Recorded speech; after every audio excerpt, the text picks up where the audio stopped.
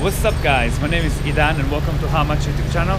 Today we're gonna check out the Amazon Go store. We're gonna see how much money does it cost to shop there. Does it save you money? Does it save you time? Is it really worth it? And what is it for? The first step to do is to download the app and look for a store near you. They only have a few stores. Here in Seattle they have 4. They also have one in San Francisco. They have in New York a few, and in Chicago as well. So once you download the app, you just go through the steps to register to your normal Amazon Prime account, and you can actually let other people come in. It's pretty cool. So once you register to the app and you log into your Amazon, you basically choose what kind of payment method you're gonna use when you check out. So all I have to do is come in with my phone, and I have the QR code. I'm just gonna show it to the screen there.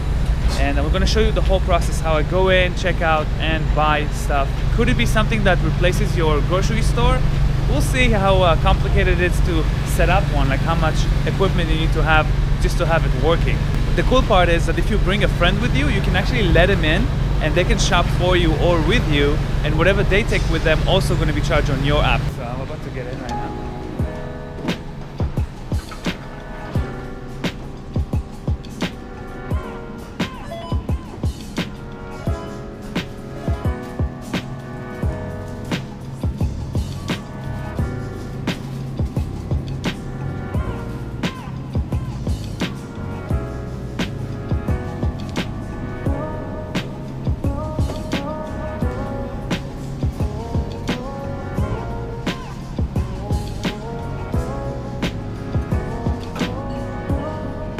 I'm actually inside the store right now, and all the items here I can just grab it and then just leave, get a bag and put it in there if I want to. But I can just grab it. So let's say I take something right now. Let's say I want to buy this coffee. I'll just take it and leave. There's no checkout because I scan myself and recognize who I am. There's a lot of sensors here. And by the way, I can always return the item back, so then I'm not gonna get charged for it, so they know I don't want it. And here's all the sensors up there, you see. Those sensors must be expensive, so setting up a store like this would be more expensive to set up a store with a regular checkout. Initial investment will be very high because you have to set it up and do all the settings to recognize the people in the store. But once you do that, then you can lower the cost for having employees check out. Now there's still employees here in the store, putting items in the store, and also for alcohol, of course, because they have to check your ID. But other than that, that's it. You just don't see any cashiers or anything. Now let's check out the price, if I can have some comparables to what prices we can get in a regular store. Here's some lemons, for example. They're 69 cents each, so definitely more expensive. I think those go for about 50 cents on Trader Joe's, for example. Other things are a little bit more reasonable, like all those cups, those cereal cups are like $1.09. That's more reasonable prices, like Pop-Tarts $2.50. That's like a standard price. So there's a mix and match of prices here, but pretty much MSRP prices, I would say. Snacks, for example, also same price, $1 something each. So, but when it comes to fruits and veggies, there's not a lot of options, and they're expensive. So maybe not so good for fruits and veggies.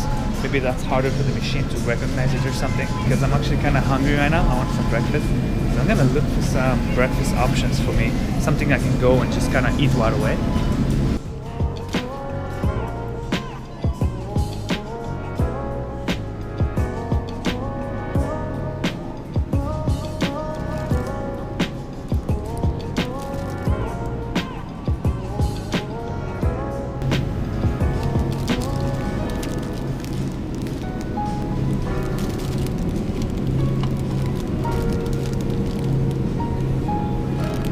Look at the price of the Poke.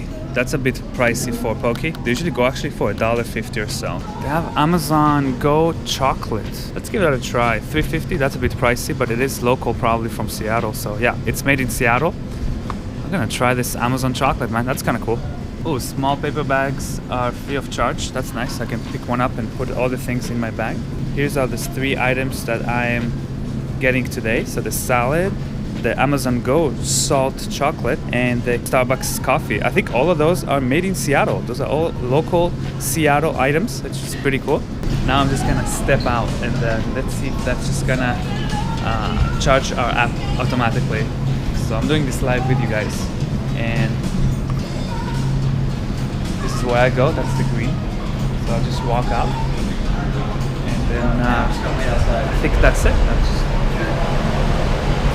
I'm outside, and it's like no cashier. That's really cool.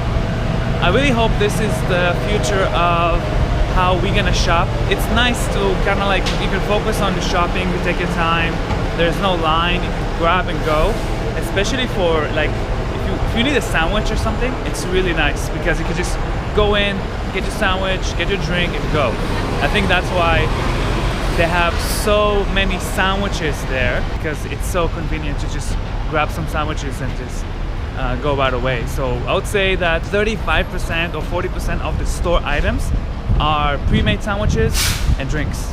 And then they have like 2 or 3 fruit options, so definitely not a grocery store kind of thing. It's more of like, oh, I need a few things that I'm missing from my grocery store, so I'll go in and pick it up. I wish they had more like fruits and veggies, but there's no carts or anything, so it's more like small micro shopping. Handful of shopping is what you're gonna do in the Amazon Go. Is it a gimmick? Is it useful? I think for locals, people who live here, who work here at Amazon, people who work like right here in Seattle, I think it is very useful for them because it's very fast and close by. Would you drive here to do your groceries for your house? No. And then the prices are also quite high. I would say they are like MSRP prices, so there's no deal, there's no sales, there's no discounts.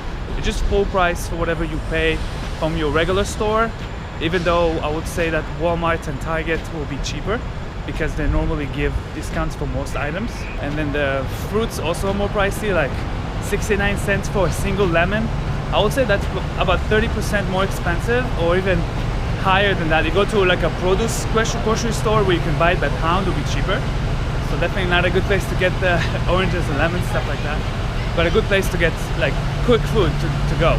Linus did a video with the Amazon Go where he actually tried to steal something, and that's kind of interesting because you could do it, but it's very difficult because there's cameras everywhere and they'll basically know what you're doing. Even if you try to confuse it, try to put things in the wrong place and try to make it, like try to trick it, it will know what you're taking at the end of the day. Once they have the camera set up, they can learn from the shoppers how they behave and how people make mistakes, and let the computer do its thing and then make sure the mistakes doesn't happen, or it calculates the mistakes, so then you don't get charged for it, or they don't miss a charge on your behalf when you take something and they forgot to charge you.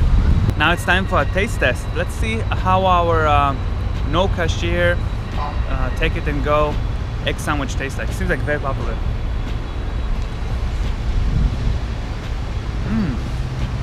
Oh yeah, that's really good. Probably saw hundreds of those sandwiches, those egg sandwiches. I understand why.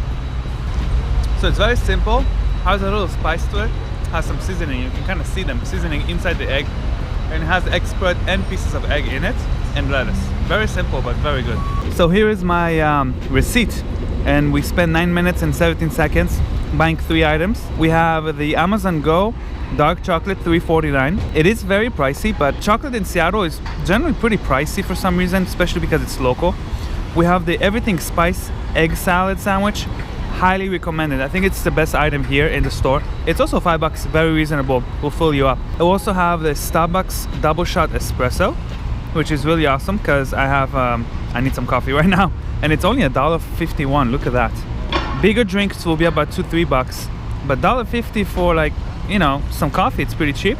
So we have the $9.99 subtotal for today's shopping, and we have 11 cents sweetened beverage surcharge. That's a sugar Washington charge they charge you for buying sugar drinks.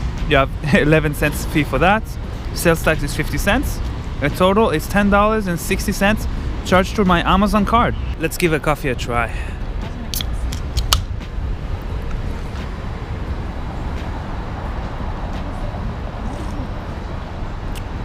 Oh yeah, that's good coffee.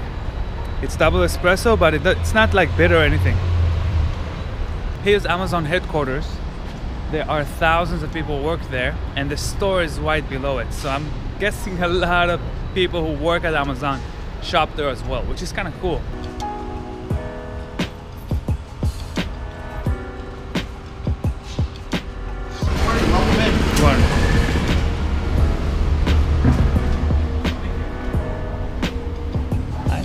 So this is the bonus content. We're in the Amazon spheres, and they have this beautiful garden. This is like an explanation of how it works, what's in there. And hopefully I can go up there. If not, we can still show you some stuff inside. It looks like it's free to get in. They have all kind of different plants and then some fishies.